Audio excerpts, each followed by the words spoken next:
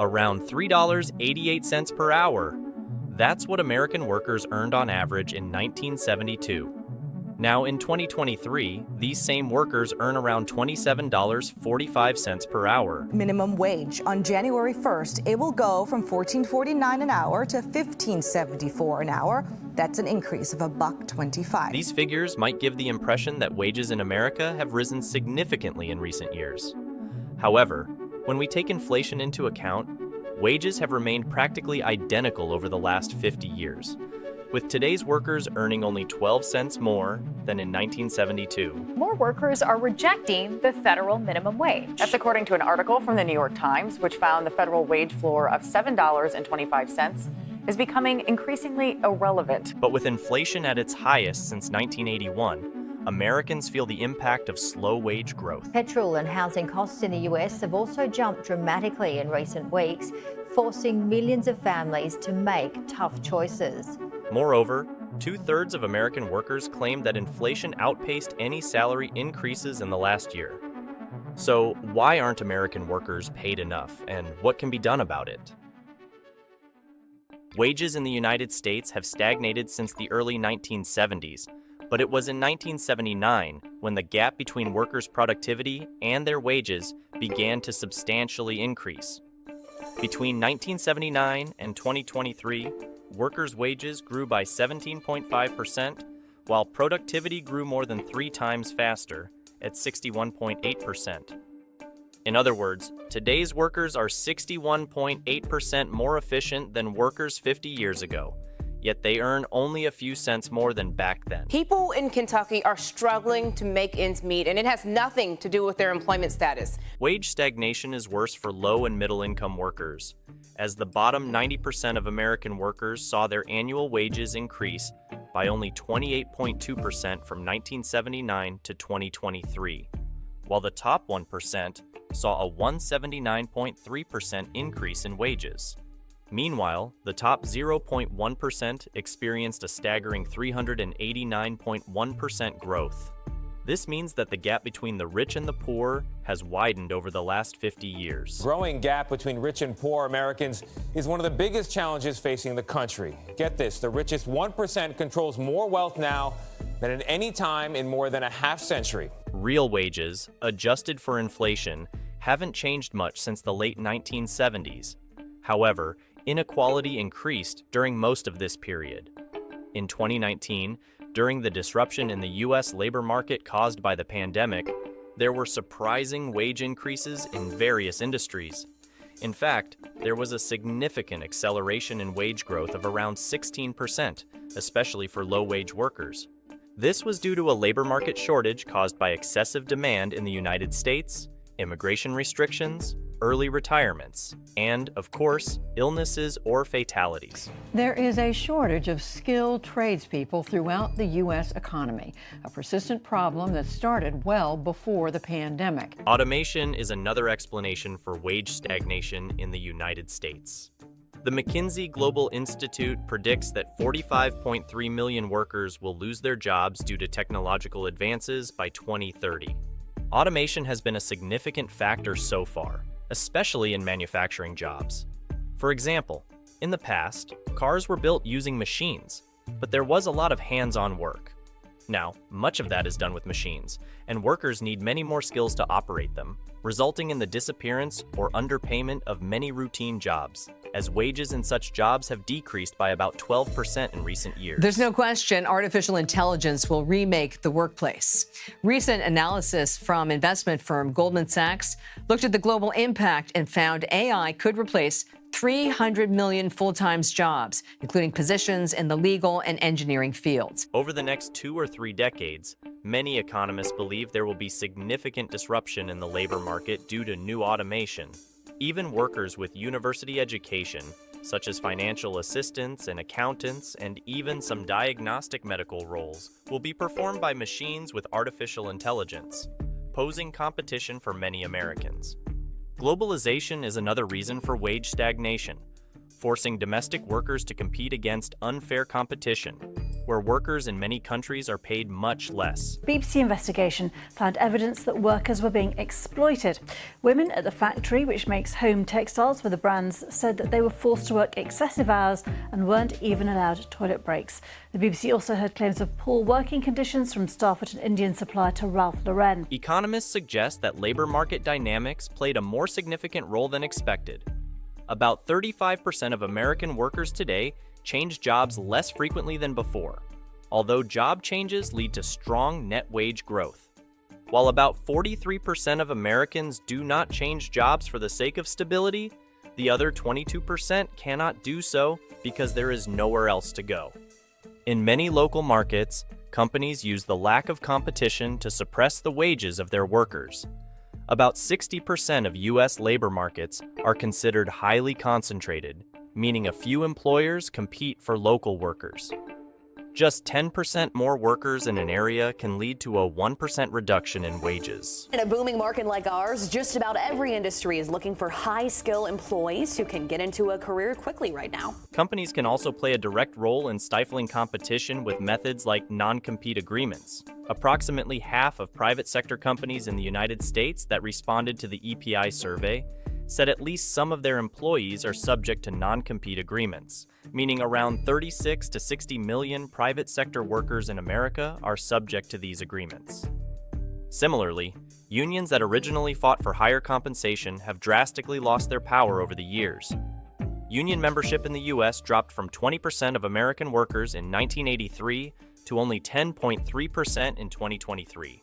Workers in unions usually earn higher wages, around 10.2% more compared to similar non-unionized workers, thanks to methods like collective bargaining. It is expensive to live here in California, and a new statewide campaign launched today hopes to help with affordability. It's called Living Wage for All. At issue is California's $15.50 minimum wage. The campaign is pushing for that to go higher. Legislation could help address some of the major issues causing wage stagnation in the United States. However, there is a limit to what can be done through policy when there are significant changes in technology and globalization. But policy can address other aspects, such as non-compete agreements, as these contribute to wage stagnation, as they are often applied to low-skilled jobs.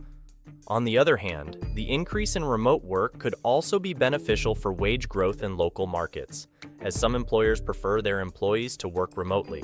In a way, remote work reduces the monopoly power of U.S. companies, as talented workers could work for any company worldwide remotely, earning a higher salary. Before COVID, only 23% of professionals worked remotely. Today, 59% are working remotely most or all of the time, as according to data from the Pew Research Center. Achieving a fair wage for all Americans is vital to ensuring the success of the U.S. economy. Similarly, fair wages promote innovation and make the economy productive. Therefore, wages truly reflect the productivity and skills of American workers. So, if wages stagnate for a lot of people, it could be an indicator that productivity in the country is falling, which could affect the economy and all Americans in the future. Near 11.2 million, that was the number of unemployed Americans in 2023.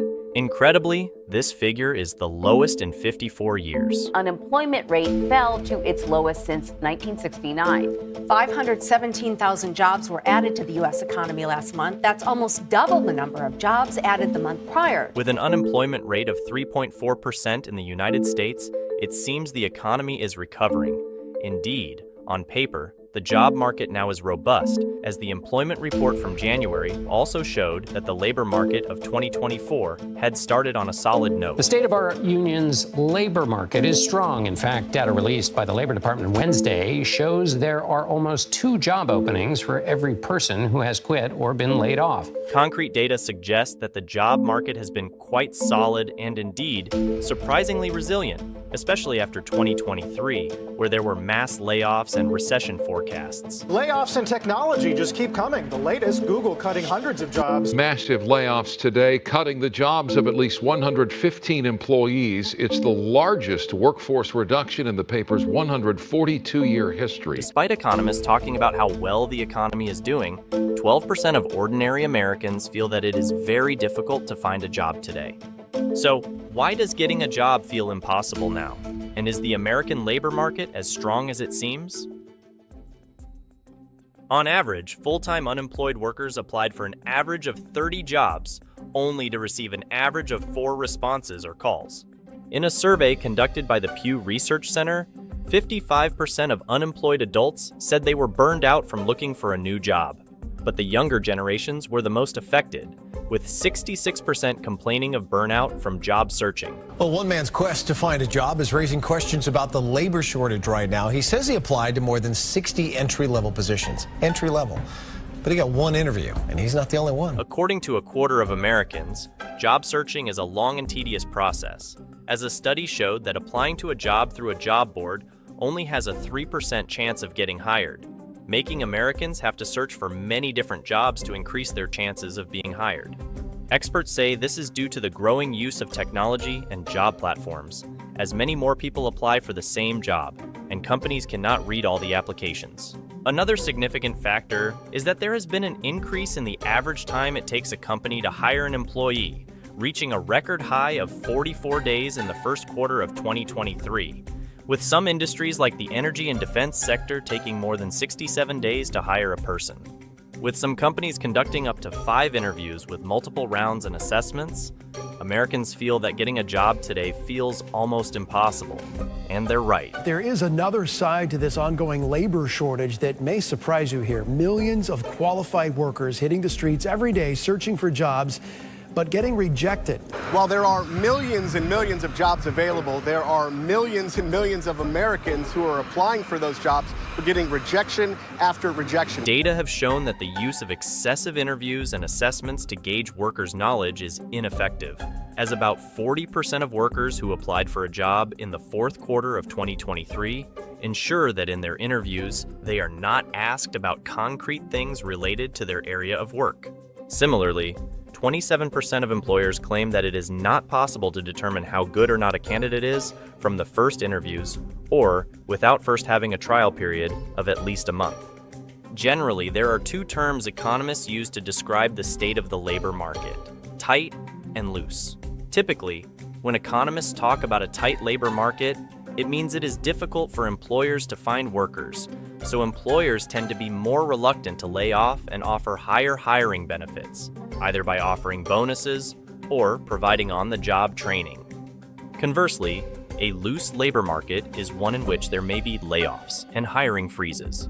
This is the worst scenario for workers trying to enter the workforce for the first time. It's becoming more and more difficult for young people to enjoy their jobs or even find work that they got an education in. According to several economists, the American labor market is loose. But to understand why, we have to go back to 2019. 1 out of every 7 small businesses, as a result of the virus, have closed permanently. Disney employees learned in a memo tens of thousands of people will lose their jobs. And it's not just the airline workers who will suffer. The effects will ripple throughout the economy. During the COVID-19 pandemic, about 16% of American workers lost their jobs.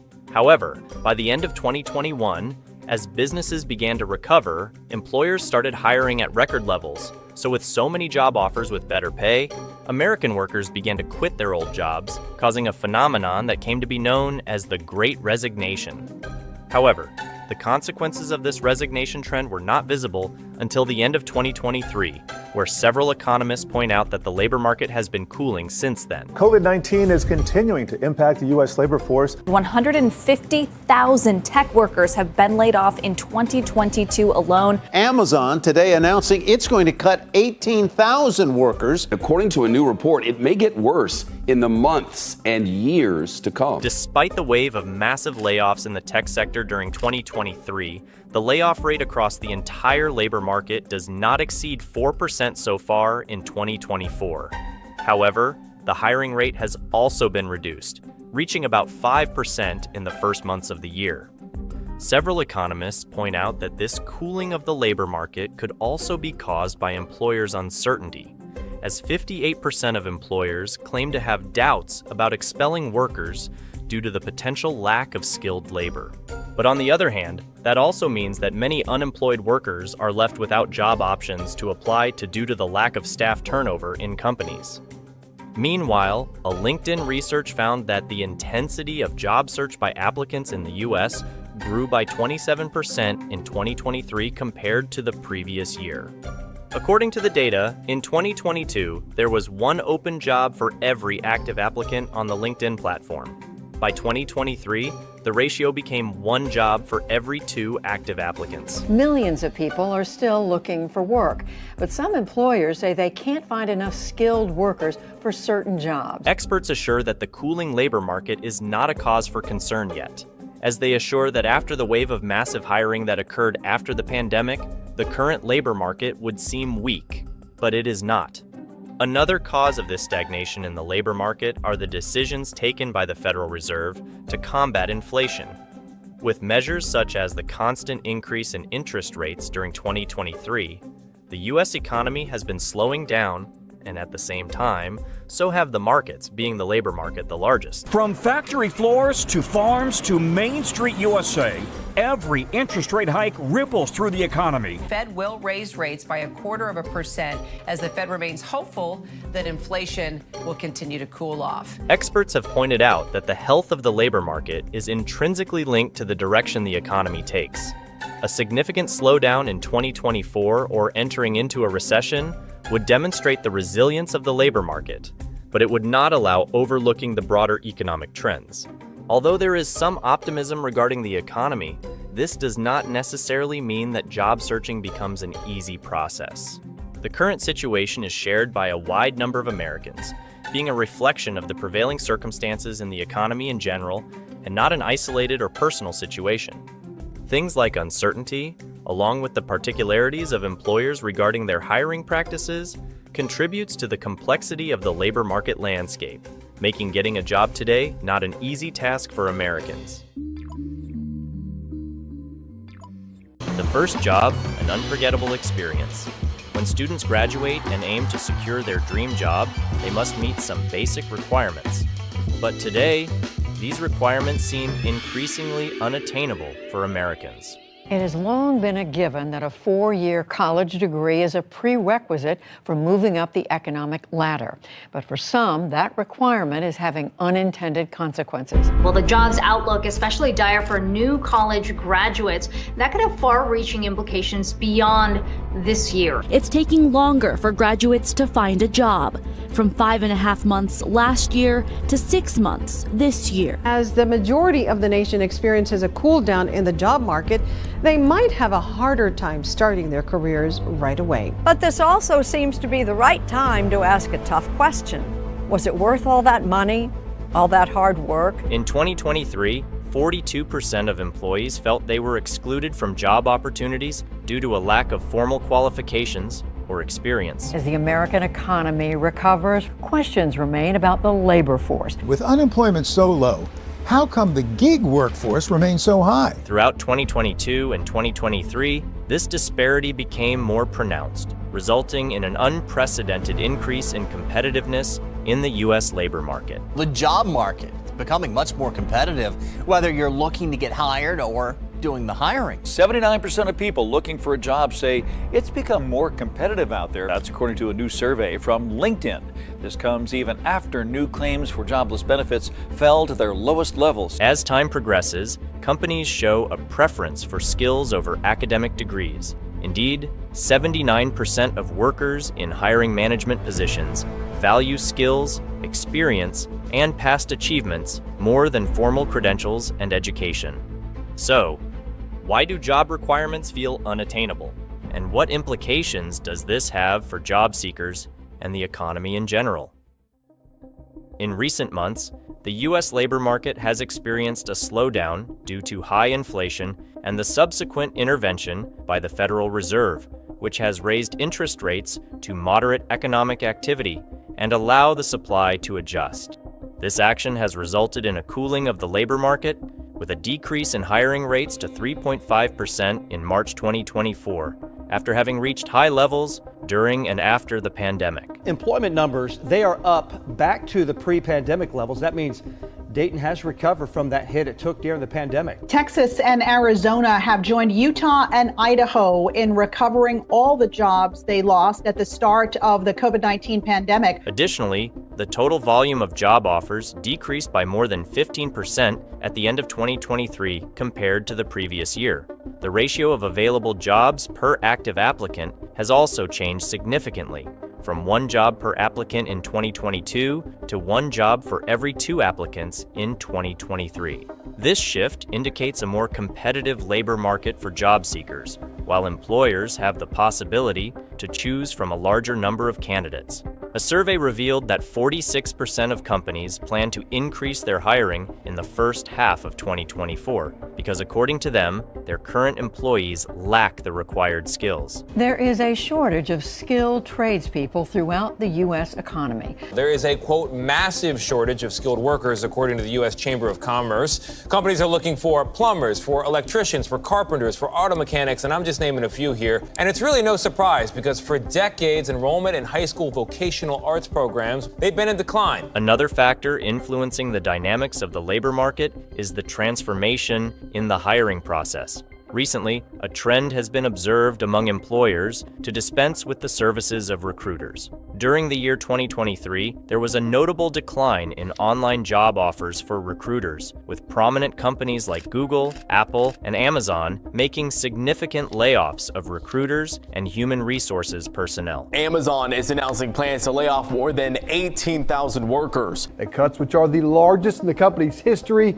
will primarily impact the devices division, retail, and human resources. Traditionally, recruiters played a crucial role in understanding the needs of the labor market and the specific requirements of job positions, often interacting with line managers to adjust expectations about the experience needed for certain roles. Without these professionals, a critical voice that moderated and adapted hiring requirements has been lost, leaving line managers, who generally have no recruitment experience, in a position to determine the necessary qualifications, which can lead to exaggerated expectations, such as the demand for advanced degrees for positions that may not require them. This, coupled with more and more companies joining the technological revolution by using robots as recruiters, has resulted in a lack of understanding between the skills workers can offer and those that robots can identify. Jae Jung-yo is practicing for a job interview,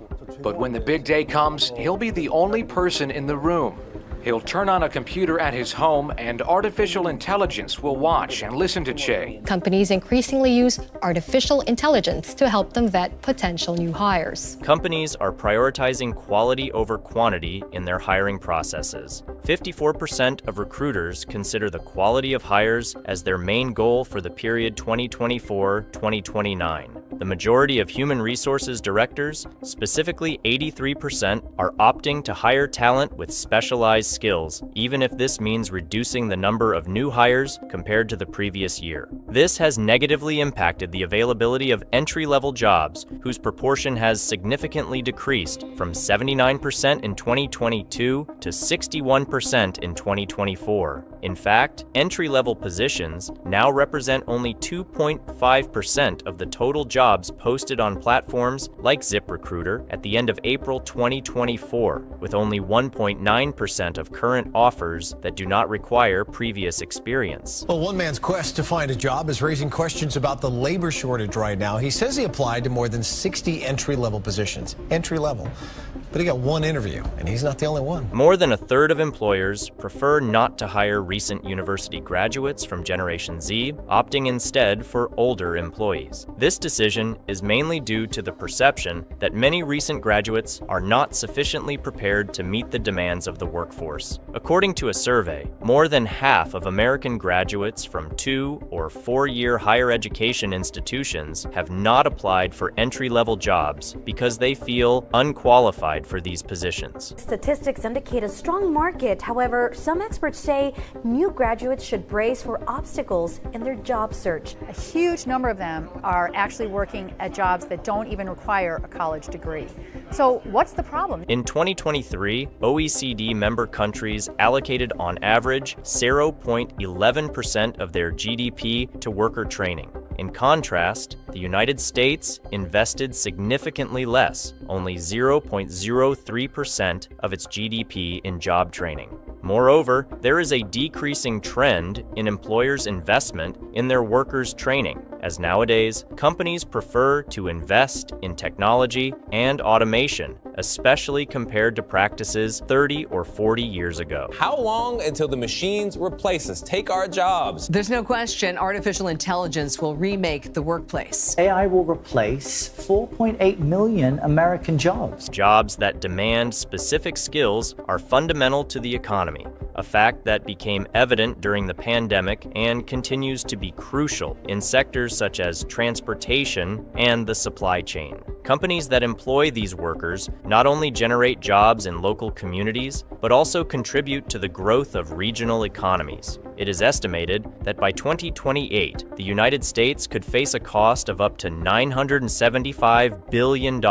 if skill training fails to meet market demands. To maintain and improve living standards in the U.S., it is essential for workers to perfect their skills and adapt to new technologies. This not only helps maintain the country's global competitiveness, but also ensures the productivity of its workforce. At Economy Media, your opinion matters to us. Subscribe and let us know what you think in the comments below.